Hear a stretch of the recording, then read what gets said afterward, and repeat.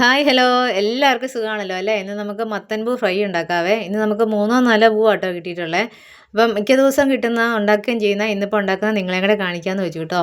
ഇനി നമുക്ക് ഒരു ടേബിൾ സ്പൂൺ അളവിൽ അരിപ്പൊടി വേണേ. ഇപ്പം 3-4 പൂ ഉള്ളതുകൊണ്ടാണ് കേട്ടോ. കൂടുതൽ പൂവുണ്ടെങ്കിൽ കൂടുതൽ അരിപ്പൊടി എടുക്കണേ. അതേ അളവിൽ തന്നെ കടലമാവ് ചേർക്കണം കേട്ടോ. പിന്നെ ആവശ്യത്തിന് ഉപ്പും ചേർത്ത് ചിക്കൻ മസാലയോ മീറ്റ് മസാലയോ ഒരു 1/2 ടേബിൾ സ്പൂൺ അളവിലെന്ന് പറഞ്ഞാൽ ഇതിൽ ടേസ്റ്റ് ഇച്ചിരി തെളിഞ്ഞ് നിൽക്കണം മസാല ചൊവയൊക്കെ അത്രയും അളവിൽ. പിന്നെ ഇച്ചിരി എരിവും വേണമല്ലോ.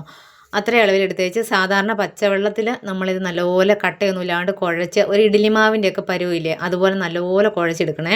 നല്ല ലൂസാക്കി എടുക്കണം കേട്ടോ. ഒട്ടും തരിയൊന്നും കാണാൻ പാടില്ല. എന്നിട്ട് നമ്മുടെ ആ പൂവ് എണ്ണ ചൂടായി കഴിയുമ്പോഴത്തേനും ഈ മാവിലോട്ട് മുക്കി അങ്ങ് ഫ്രൈ ആക്കി എടുക്കുക. അത്രയും പണിയേ ഉള്ളൂ. പക്ഷേ എന്നെ ഇഷ്ടമാണെന്നറിയാം പിള്ളേർക്കൊക്കെ.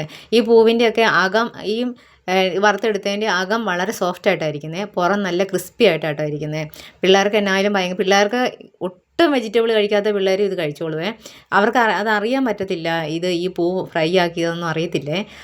അതുപോലെ ടേസ്റ്റ് എന്തോ പ്രത്യേക പലഹാരമെന്ന് ഓർത്ത് അവർ കഴിച്ചോളൂ. അവർക്ക് ഉണ്ടാക്കി കൊടുത്താൽ മതി കേട്ടോ. ഇപ്പോൾ ഈ പൂവിൻ്റെ സീസണാണ്. പിന്നെ ഈ കൂണൊക്കെ സെപ്പറേറ്റ് ചെയ്യുന്ന പോലെ ഇതിങ്ങനെ ഓരോ ലെയറായിട്ട് ഇങ്ങനെ സെപ്പറേറ്റ് ചെയ്യാം. പിന്നെ നല്ലപോലെ ക്ലീൻ ആക്കണം പൂവ് പറിക്കുമ്പോൾ. അതിനെന്ന് പറഞ്ഞാൽ ഇത് ഈ നിലം തൊട്ടൊക്കെ കിടക്കുന്നതുകൊണ്ടേ ഒരുപാട് പ്രാണികൾ ഈ കോളാമ്പി പോലെ ഇരിക്കുന്നതുകൊണ്ട് ഇതിനകത്ത് കീറിയൊക്കെ ഇരിക്കും കേട്ടോ. അപ്പോൾ നല്ലപോലെ ക്ലീൻ ചെയ്ത് ശ്രദ്ധിച്ചുണ്ടാക്കണം എന്നുള്ളതേ ഉള്ളേ.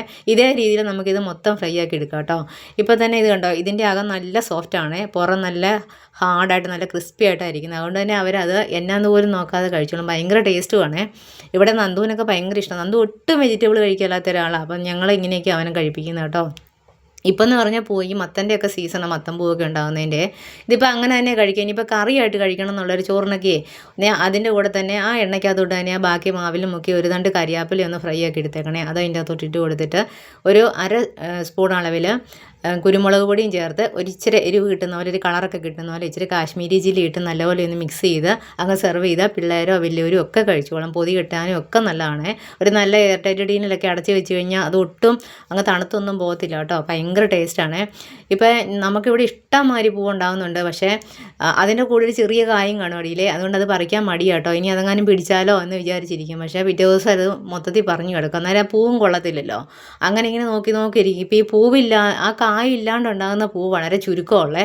അപ്പോൾ കിട്ടുന്നതും കൊണ്ട് ഇന്നിപ്പോൾ 4-5 പൂവാണ് കിട്ടിയേക്കുന്നത്. ഇന്നലെ 3 പൂ കിട്ടി. അങ്ങനെ ആ ഇങ്ങനെ പ്രതീക്ഷയോടെ ഇരിക്കും ഒരെണ്ണമെങ്കിലും പിടിക്കുമെന്ന് ഓർത്ത്. പക്ഷേ ഒരെണ്ണം പോലും പിടിക്കുന്നില്ല കേട്ടോ. ഇപ്പോൾ ഈ സീസൺ അങ്ങനെയാണെന്ന് തോന്നുന്നു. എന്നാലും മത്തനൊക്കെ ഉള്ളവർക്കറിയാം ഇഷ്ടംമാതിരി പൂവുണ്ട്. അപ്പോൾ അത് വേസ്റ്റ് ചെയ്യാണ്ട് ഇങ്ങനെയൊക്കെ ഉപയോഗിച്ച് നോക്കേ.